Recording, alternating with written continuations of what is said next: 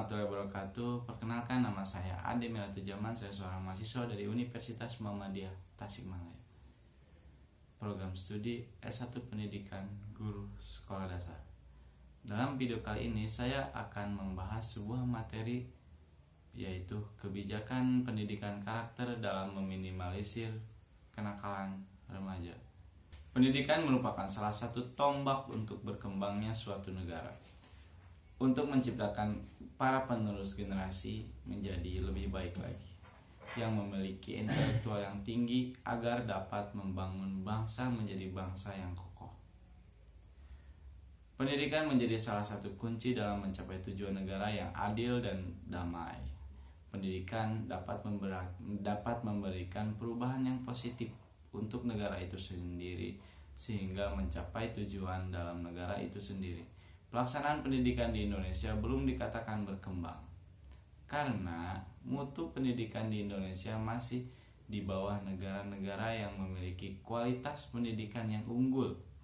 Pendidikan karakter merupakan suatu pendidikan yang diberikan baik dari orang tua, guru, kepala sekolah, maupun siapapun itu. Mereka semua berperan penting dalam pendidikan karakter terhadap anak didik maupun anak mereka masing-masing. Kemudian pendidikan karakter tak hanya dapat dilakukan di sekolah saja. Pendidikan karakter dapat dilakukan di lingkungan rumah, yang mengajarkan anak-anaknya untuk melakukan hal-hal yang baik.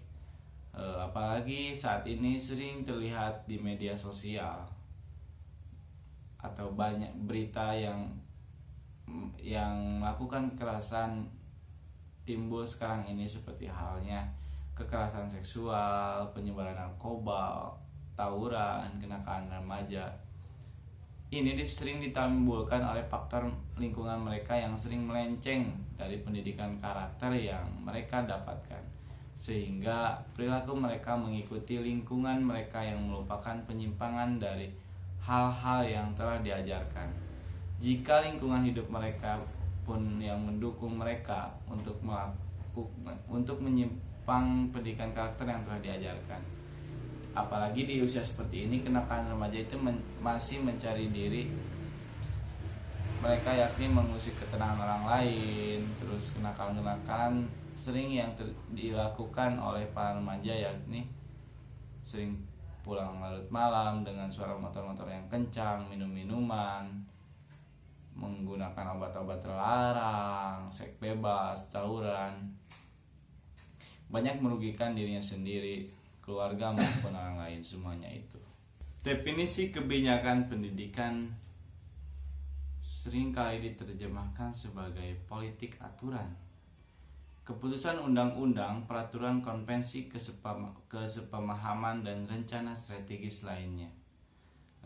Dalam konteks yang lain, kebijakan tidak hanya mengatur sistem operasional secara internal, juga mengatur mengenai yakni fungsi secara konseptual, diantaranya sistem.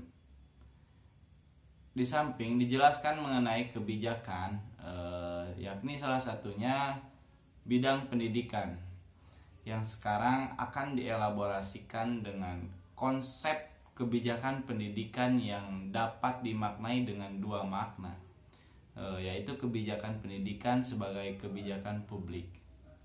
Lalu definisi kebijakan karakter. Menurut Ki Hajar Dewantara, berarti daya upaya untuk memajukan bertumbuhnya budi pekerti, kekuatan batin, karakter, pikiran, intelek, dan tubuh anak.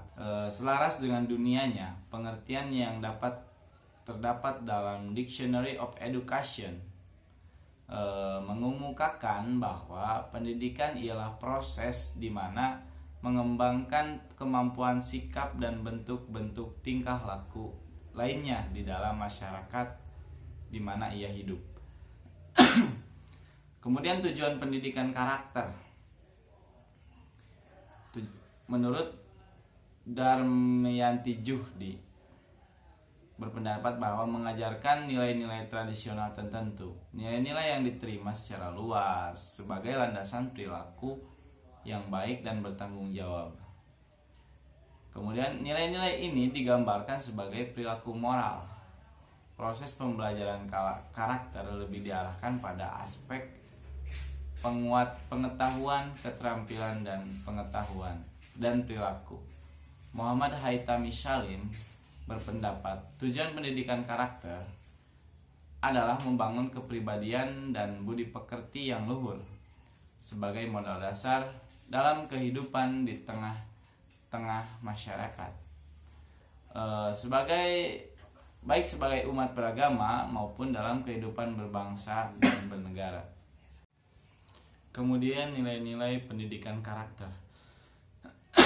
Kementerian Pendidikan Nasional menetapkan 4 utama yang wajib diajarkan oleh pendidik terhadap peserta didik, yaitu cerdas, jujur, tangguh, dan peduli.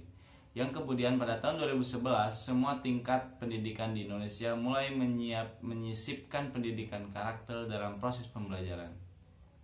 14 nilai-nilai pendidikan karakter ini ditulis oleh Kementerian Pendidikan Nasional berjumlah 18 butir yang dihasilkan dari 2 sumber, Permendiknas nomor 23 tahun 2006 dan Pusat Kurikulum Depdiknas RI 15, yaitu 1. Religius, memiliki sikap patuh terhadap agama, toleransi terhadap penganut agama lainnya.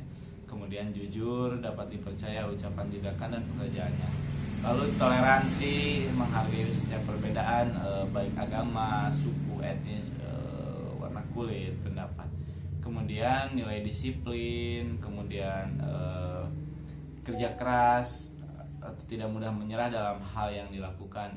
Kemudian nilai kreatif, bisa menghasilkan sesuatu yang baru, lalu mandiri. Nilainya tidak tergantung pada lain, kemudian tindakan. Lalu nilai demokratis. Kemudian rasa ingin tahu, yaitu sikap ingin mengetahui lebih dalam dan meluas akan suatu. Kemudian sikap kebangsaan, terus sikap atau cinta tanah air. Terus menghargai prestasi, yaitu menghargai dan menghormati prestasi orang lain dan diri sendiri. Lalu nilainya juga adalah nilai gemar membaca, memiliki kebiasaan senang membaca, lalu peduli lingkungan, terus peduli sosial, tanggung jawab, komunikatif, cinta damai, definisi. Baik, selanjutnya yaitu definisi kenakalan remaja. Kenakalan remaja yaitu adalah kenakalan yang dilakukan oleh remaja, meliputi semua pelanggaran norma yang dilakukan oleh remaja. Pada dasarnya, kenakalan remaja terjadi sebab lingkungan yang mendukung untuk mereka berbuat penyimpangan. Kenakalan remaja sering timbul karena oleh faktor lingkungan mereka yang sering melenceng dari pendidikan karakter yang mereka dapatkan, sehingga perilaku mereka mengikuti lingkungan mereka yang melakukan penyimpangan dari hal-hal yang telah diajarkan. Di usia seperti ini, remaja masih mencari jati diri yang sering kali mereka lakukan, yakni mengisi ketenangan orang lain. Kemudian menurut para ahli, yaitu Kartini Kartono, perilaku jahat atau kejahatan kenakan anak-anak muda merupakan gejala sakit secara sosial pada anak-anak dan remaja yang disebabkan oleh satu bentuk pengabdian sosial, sehingga mereka itu mengembangkan bentuk tingkah laku yang menyimpang. Oke teman-teman, yang selanjutnya adalah bentuk-bentuk kenakalan remaja. Yang pertama adalah kenakalan biasa, kemudian yang kedua ada kenakalan yang menjurus pada kejahatan, dan yang terakhir adalah kenakalan khusus. Kita bahas satu persatu. Yang pertama adalah kenakalan biasa. Contohnya yaitu adalah berkelahi, kemudian bolos dari rumah, dan maji, dan lain-lain. Kenakalan ini biasanya dilakukan untuk menunjukkan bahwa atau menunjukkan eksistensi diri seorang remaja, bahwa dia ini ingin dihargai. Contohnya berkelahi karena ingin dia dianggap gagah gitu, atau dianggap kuat. Lalu yang selanjutnya adalah kenakalan yang dapat menjurus pada kejahatan. Contohnya mencuri, tawuran, kemudian kebut-kebutan, dan lain-lain. Kenakalan ini biasanya terjadi karena adanya sifat-sifat kriminalisasi, dan kenakalan yang menjurus pada kejahatan ini juga dapat merugikan orang lain di samping dapat merugikan dirinya sendiri, dan juga kenakalan ini bisa terjerat pada hukum gitu. Yang terakhir adalah kenakalan khusus. Kenapa dikatakan kenakalan khusus? Kenakalan ini sudah bisa disebut sebagai penyimpangan sosial. Contoh-contohnya adalah penyalahgunaan narkoba dan hubungan seks. Kenapa demikian? Karena kenakalan ini tuh kayak benar-benar serius gitu kasus-kasusnya itu, seperti narkoba. Dan ini juga misalnya narkoba dapat merenggut masa depan seorang remaja, dan juga seks di luar nikah juga. Pokoknya kasus-kasus ini selain dapat merugikan diri sendiri, ini juga dapat merugikan untuk orang lain, dan juga dampaknya itu jangka panjang gitu. Kemudian pembunuhan, pemerkosaan, dan lain-lain masih banyak lagi contoh-contoh kenakalan remaja yang masuk kepada kategori kenakalan remaja khusus. Pokoknya ini dia sudah masuk pada kriminalitas tinggi. Lalu yang selanjutnya yaitu faktor-faktor yang mempengaruhi kenakalan remaja. Apa saja sih? Yang pertama itu keluarga yang pastinya. Kita tidak tahu latar belakang seseorang itu seperti apa, dan juga rata-rata banyak yang melakukan penyimpangan sosial itu karena latar belakang keluarga mereka yang broken home, mereka merasa belum merasakan kasih sayang, maka seorang remaja dapat bertindak seenaknya saja. Kemudian juga sekolah juga dapat menjadi penentu terjadinya kenakalan remaja. Salah satunya adalah faktor pendidik dan guru yang tidak bisa atau belum bisa menanamkan akhlak pada diri seorang remaja. Dan juga yang terakhir itu masyarakat juga sangat menjadi faktor penentu bagi kenakalan remaja, karena di masyarakatlah kita kembali gitu. Dan ini juga menjadi sangat faktor penting bagi seorang remaja. Kalau kita dapat memilih teman di masyarakat, maka kita akan aman gitu dalam dalam kenakalan remaja gitu. Dan yang terakhir itu adalah culture lag, yaitu kebudayaan. Kenapa demikian? Kebudayaan juga dapat menentukan atau menjadi faktor kenakalan remaja, karena sekarang kan dengan adanya media sosial yang sangat terbuka dengan luas, berita-berita di mana-mana, maka akan bisa mendorong pribadi seorang remaja menjadi beringas atau penentu terjadinya kenakalan remaja. Kemudian kesimpulan, dapat disimpulkan bahwa kebijakan pendidikan karakter di sekolah diarahkan melalui pembentukan kurikulum karakter yang dilaksanakan dengan strategi mikro dan kegiatan ekstrakurikuler yang mengandung nilai konvensional. Kebijakan pendidikan karakter sudah dimasukkan kurikulum sekolah yang dilematis.